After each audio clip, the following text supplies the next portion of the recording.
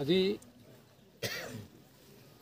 আমাৰ এই এটা শুভ কৰ্ম এটা আগন্তুক আমাৰ এটা অনুষ্ঠানৰ কাৰণে এটা শুভ কৰ্ম যেটো কৰা নিয়ম আৰু সেইমতে আজি গায়ন বায়ন আহিছে ভকতসকল আহিছে আৰু সেইসকলে আশীৰ্বাদ কৰিব যাতে আমাৰ আগন্তুক 5 আৰু 6 তাৰিখে হ'বলগীয়া যি অধিৱেশন সেই অধিৱেশন যাতে সুকলমে আৰু সুন্দৰকমে আমি উদযাপন কৰিব পাৰোঁ সকলোৰে সহযোগত তাকে আমি কামনা কৰিছোঁ আৰু সকলো ৰাইজৰ সহায় সহযোগ আৰু দিহা পৰামৰ্শ আমি আন্তৰিকতাৰে কামনা কৰিছোঁ।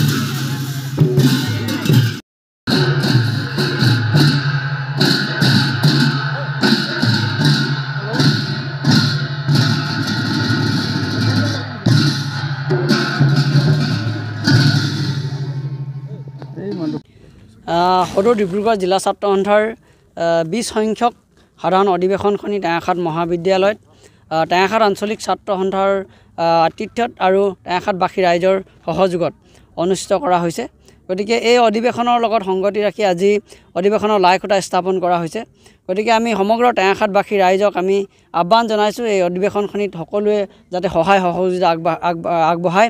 এই অধিৱেশনখনিত আমি 1000 গৰাকী মহিলাৰ দিহানাম গাবৰ কাৰণে মুকলি সভাত এই দিহানাম গাবৰ কাৰণে আমি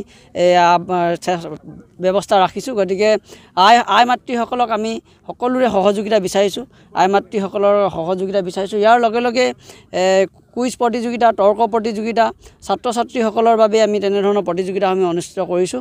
গতিকে আমি সকলো টেঙাখাতবাসী ৰাইজক আহ্বান জনাইছোঁ যাতে এই অধিৱেশনখনি সফল কৰাৰ ক্ষেত্ৰত আমাক সহায় সহযোগিতা আগবঢ়ায়। আজি আমি টেঙাখাত মহাবিদ্যালয়ৰ খেলপথাৰত সদৌ ডিব্ৰুগড় জিলা ছাত্ৰ সন্থাৰ 20তম সাধাৰণ অধিৱেশনৰ লাইখুঁটা স্থাপন কৰোঁ। এই সাধাৰণ অধিৱেশনত 2000তকৈ অধিক ডিব্ৰুগড় জিলাৰ বিভিন্ন ছাত্ৰ প্ৰতিনিধি অংশগ্ৰহণ কৰিম। আমি ডিব্ৰুগড় জিলাৰ বিভিন্ন সমস্যাৰাজি জাতীয় জীৱনৰ সমস্যাৰাজিৰ ওপৰত আলোচনা কৰিম। আমি ডিব্ৰুগড় জিলাৰ লগতে সমগ্ৰ অসমৰ ছাত্ৰ সমাজক নেতৃত্ব দিবৰ বাবে ইতিবাচক চিন্তা চৰ্চাৰ ইয়াত সমাৱেশ হ'ব। আমি বিভিন্ন বিষয়ৰ ওপৰত আলোচনা কৰিম। আমি আজি টেঙাখাতবাসী ৰাইজক আৰু ডিব্ৰুগড় জিলাবাসী ৰাইজক সদৌ ডিব্ৰুগড় জিলা ছাত্ৰ সন্থাৰ মজিয়াৰ পৰা আহ্বান জনাইছোঁ এই অধিৱেশনখনত অংশগ্ৰহণ কৰিবলৈ। ইয়াৰ এখন সাংস্কৃতিক শোভাযাত্ৰা হ'ব আৰু তাৰ লগতে ইয়াত এখন মুকলি সভা হ'ব, যি মুকলি সভাত আমাৰ সদৌ অসম ছাত্ৰ সন্থাৰ কেন্দ্ৰীয় সমিতিৰ সন্মানীয় কেউগৰাকী আমাৰ নেত্ৰী ইয়াত উপস্থিত থাকিব আৰু সেই মুকলি সভাখনতেই আমি আমাৰ এই 2 দিন সময় আমাৰ যি প্ৰতিনিধি সভা অনুষ্ঠিত হ'ব, এই প্ৰতিনিধি সভাত আলোচনা হোৱা বিষয়সমূহ আমি লোৱা সিদ্ধান্তসমূহৰ ওপৰত এই মুকলি সভাতে আলোচনা হ'ব। গোটেই বিষয়সমূহ আমি ৰাইজৰ আগত দাঙি ধৰিম। গতিকে টেঙাখাতবাসী ৰাইজৰ লগতে সমগ্ৰ ডিব্ৰুগড় জিলাবাসী ৰাইজক এই অধিৱেশনখনত সহযোগিতা প্ৰদান কৰিবলৈ আৰু উপস্থিতি আমি একান্তৰে কামনা কৰিলোঁ।